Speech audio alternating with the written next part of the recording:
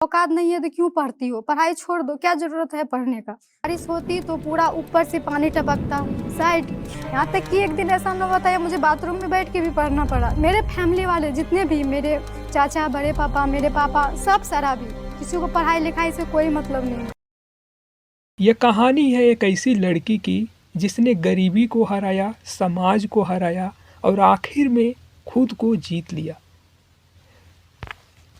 उनके घर में बारिश हो रही थी, छत से पानी टपक रही थी, कमरे में पानी भर रहा था और उसी पानी के बीच एक लड़की बाल्टी में अपने पैर डुबोकर पढ़ाई कर रही थी।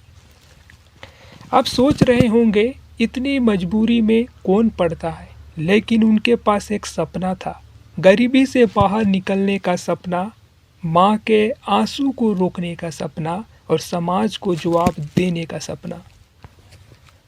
यह कहानी है रेणुका रंजन की। वे बिहार के अरिया जिले के एक छोटे से गांव से आती है। फूस का घर है। उनके घर में ना बिजली है, ना पढ़ाई का माहौल।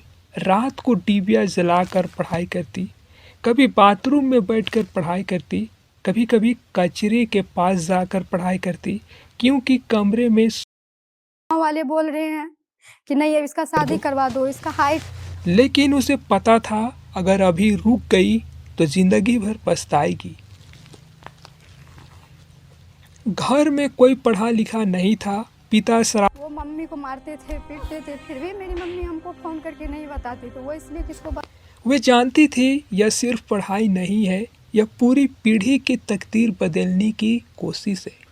लेकिन असली संघर्ष तो अभी शुरू हुआ था।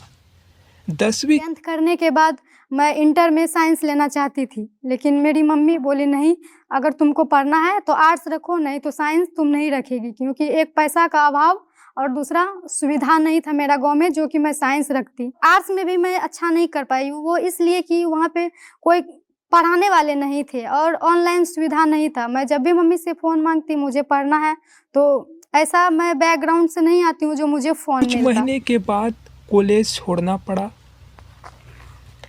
सोचिए एक लड़की जिसने इतने सपने देखे हो, उसे बीच रास्ते रुकना पड़े। कोई भी टूट सकता है, लेकिन उसने हार। उनके सामने 3 रास्ते थे। बस 2 ऑप्शन था, या तो तुम डीएलएड करो या बीए या फिर आईटीआई। तो किसी से पता चला कि मैं आईटीआई करके क्या करूँगी, तो बोला ये इंजीनियरिंग बैकग्राउंड है, इससे तुम रेलवे में जा सकती और हो। उसने तो वही चुना। पटना में इलेक्ट्रीशियन ट्रेड मिला। अब रोज 15 किलोमीटर का सफ़र करना था। भीड़ भरे ट्रेन में जाती, हाथ में किताब लेकर जाती, दिल में डर था और आंखों में सपना। एक दिन ट्रेन में तबीयत खराब हो गई, चारों तरफ अजनबी लोग, लेकिन उसने खुद को संभाला, क्योंकि उसे पता था अगर आज डर गई तो कल का सपना खत्म। माँ से अनुमति लेकर एक छोटा सा कमरा ली। कमरा क्या था, 4 दीवार और टपकती छत। बारिश आती तो किताबें भीग जाती, गर्मी आती तो कमरा भट्ठी से भी ज़्यादा दर्द देती। इतनी गर्मी की वे बाल्टी में पानी भरकर अपने पैर डुबोकर पढ़ाई करती। कभी बाथरूम में बैठकर पढ़ती, कभी बाहर कचरे के पास, और एक दिन उसके बिस्तर पर सांप भी आ गया। सोचिए कितना डर लगा होगा, लेकिन उसने उस दिन भी पढ़ाई नहीं छोड़ी। 7 साल, हाँ पूरे 7 साल तक उसने यही ज़िंदगी जी। पैसे की कमी, कमरे के किराए, लोगों के ताने, टाइम कम है, रिश्ता नहीं मिलेगा, पढ़ाई से क्या होगा।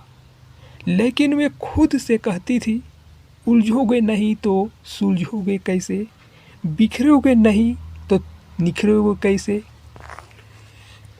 और फिर एक दिन ऐसा आया जिसने उसकी 7 साल की कहानी बदल दी।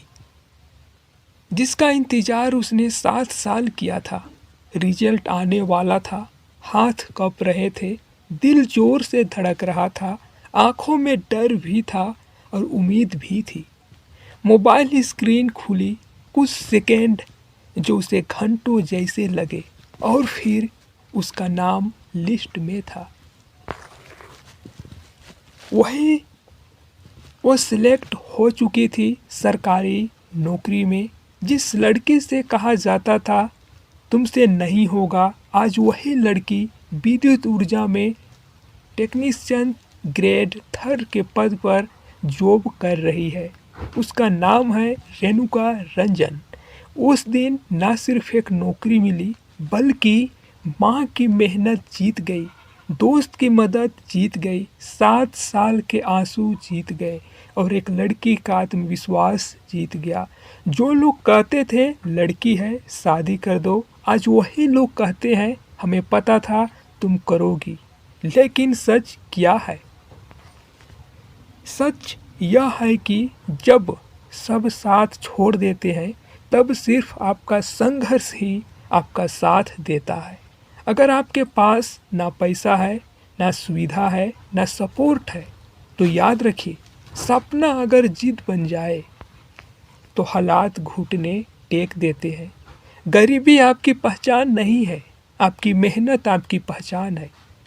और अगर आप भी अभी संघर्ष में है तो यह वीडियो आपके लिए है, क्योंकि अगली सफलता की कहानी शायद आपकी हो। ऐसे सच्ची संघर्ष कहानी अगर आपको ताकत देती है तो चैनल को सब्सक्राइब कीजिए, क्योंकि यह कहानी नहीं, हौसले मिलते